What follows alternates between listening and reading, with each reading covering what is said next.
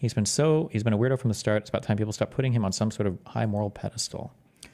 I've watched the last stream of Hasan in regards to the Blake Lively situation and his mention of the resurgence of the Amber Heard trial, so you don't have to. Disappointment is an understatement. Did he give a wrong take here or something? Or I want to start by saying I followed Hasan for a year and appreciated his Gaza coverage, but I'm disappointed he refuses to educate himself on this one particular issue, repeating tired talking points. I'm not a hater, just think his stance here is poorly informed. That took PR group that Justin Baldoni hired to go against Blake Lively to change social media opinions. I don't know anything about Blake Lively or what this is, but against Blake Lively in the It Ends With Us PR battle that took place. Okay, that same PR company has also worked alongside Johnny Depp in the Amber Heard Johnny Depp saga. This is why a lot of people were like coming in here for the past couple of days and talking about how are you gonna do apologies or some shit, because they just completely have misunderstood my position on the Johnny Depp Amber Heard saga, which is fine. PR group, okay, I don't know anything about this. First thing I noticed, he continues to point multiple times at Blake Lively as an out-of-touch weirdo and as a Hollywood star, and therefore she has done bad things herself, and she is also not clean, bringing up her choice for the marketing campaign of the It Ends With Us. I think it's an interesting story. Does the fact that Blake Lively is unbelievably out of touch affect your perspective here at all? I'm struggling. No, it's once again another Hollywood story. So obviously, given that it's a Hollywood story, there are no clear good guys and clear bad guys. Okay, most of the parties involved are bad to varying degrees. Let's take a look. I think it's wait. Why does Hasan hate Hollywood? That was a weird, stupid take, but okay, or whatever. Campaign of the It Ends With Us movie, which I might have agreed with in different circumstances. In this specific case, there's no point in bringing that up other than to victimize, deflect, or shift the blame. Sure, they should have addressed the criticism and listened to domestic violence survivors on the matter. In the process, adult woman who is like 40 plus years old is actually simply a helpless, hapless fool and is going along with the previously agreed marketing plan, and that she has no say in the process. You will not be able to convince me that Blake Lively is completely blameless in this process because of the manipulative tactics utilized by Justin Baldoni in this smear campaign. Do you understand? She's 37. My bad. Okay. Yeah. As a 37-year-old and a producer on the film, I think you are discounting the amount of feedback that she has. And it's always like weirdly infantilizing. She's 37, by the way. Wait, really? What is this obsession of his with calling people 40-something? What is this weird obsession? Did somebody use this as an insult against him about his age, and now he's like insecure, and this is like his projection, or? As adult woman who is like 40 plus years old. Is this Blake Lively? Blake Lively age. 37. Why would you say this? He is cripplingly afraid of hitting 40? Okay. It's weird. But that's missing the bigger picture. The reality is Baldoni. Wait, is this a real name, or is this person making fun of somebody? The reality is Baldoni knew there were real literal sexual assault allegations against him that other people were aware of, and was anticipating to come out and preemptively orchestrated a calculated smear campaign to attack first, which was anything but organic. Even if that criticism might have organically come to life, it wouldn't have escalated to this degree of public shaming if Baldoni hadn't intentionally initiated and fielded himself. And equating the two parties as insanely misogynistic to me, continuously bringing that up only serves to fabricate consent for the treatment Blake Lively has been subjected to. It's ironic, as he seems to grasp these nuances on other global issues in other situations, but when it comes to women, he apparently fails to realize them. Being a bunch of stuff that's like that existed in the ether about Blake Lively being an out-of-touch person, and they greatly amplified that to a bunch of stuff that's like that existed in the ether about Blake Lively being an out-of-touch person, and they greatly amplified that. Okay. He's fixated on how social media, especially Reddit, amplified this, likely because it's what he relates to, given his own experience with PR smear campaigns. He grants himself grace, but denies it to women, constantly bringing up their flaws of being in the Hollywood industry. Oh, by the way, hot take. I think people like Hasan, I think a lot of these guys, I think they are misogynistic. And I think it comes out. They have the right, like, woke talking points, but I do think they view women as lesser beings, okay? He's fixated on how social media, especially Reddit, amplified this, likely because it's what he relates to, given his own experience with PR smear campaigns. He grants himself grace, but denies it to women constantly. Okay. When discussing the Amber Heard trial, he keeps calling it mutual abuse, a term we've already established is discredited by professionals in the field. It isn't a recognized concept. There's retaliation, self-defense when cornered, but not mutual abuse as he frames it. Okay.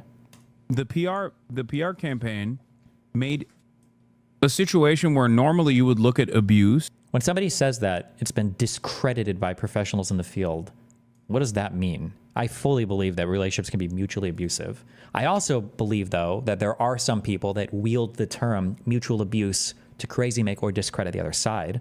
So, for instance, if one party's being abused over and over again, and then they retaliate and they say, oh, well, this is mutually abusive now, I would agree with that. But is this saying that, like, do professionals believe that there's literally no such thing as a mutually abusive relationship? What is this source for that? Is there like an article that came out, or is this like a study or a concept that's being introduced, or what? The PR campaign made a situation where normally you would look at abuse, even like mutual abuse, which a lot of people would get triggered for me even saying that. In normal circumstances, the party that is physically more powerful is supposed to automatically be seen as the villain. That was a first, I think, where the party that is physically capable of overpowering their partner was seen as like the pure victim. And that, I think, played a tremendous role. Like the PR campaign played a tremendous role in making it seem like Amber Heard was the abusive bad person in the situation, contrary to how people would tackle an issue like that normally. Okay. It's interesting that he believes his opinion is so valuable and truthful because he's been right on topics he knows well. He assumes he must be correct here too, claiming people will eventually conclude that both parties were at fault, offering the most basic superficial analysis. Yeah, have you changed your perspective on Amber Heard versus Johnny Depp? No, I think that my attitude on Amber Heard versus Johnny Depp was always that I don't like either of these people. I think that it's Hollywood assholes in general. But people get so weird when I say Hollywood this, take. And I think, like, you understand, you're basically a Hollywood asshole. Like, you work in media, like, you're an influencer, you're talent. You're like, what is this weird distinction between people in Hollywood? I don't understand where this comes from. Assholes in general. But people get so mad when I say this, and I think more people will inevitably arrive at this conclusion. The Meninists get mad because Johnny Depp is a pure soul who was a perfect victim. And then the Radfems get mad because they're like, you're not unconditionally offering support to Amber Heard. But like I said, yeah, true. He literally lives in Hollywood. True. Yeah, my position on this is pretty both sidesy, but that's just because I don't know. Have you changed your perspective? I don't know the details of the case. I've heard bad things about both of them, but I don't know all about this. In general, I feel like when people both have like somewhat basically when both people have agency and it's super abusive, I feel like those are usually mutually abusive situations, but I don't know the details of any of it. I don't follow any of it. People have moved past this because it's such a ridiculous stance. Many DV specialists have repeatedly supported the position that she's the victim, I guess, is in this situation that acted as self-defense, publishing deep, thorough psychological analysis, signing open letters in her defense. He provides no evidence of Amber being the bad person he claims, beyond her being in Hollywood. His old streams show him being anti-Amber, calling her names and falsely claiming she nearly severed Johnny Depp's finger, something debunked by forensic evidence. But then there is this massive smear campaign against Amber Heard, and the public sentiment is dramatically shifted in favor of Johnny Depp, who, is a horrible person.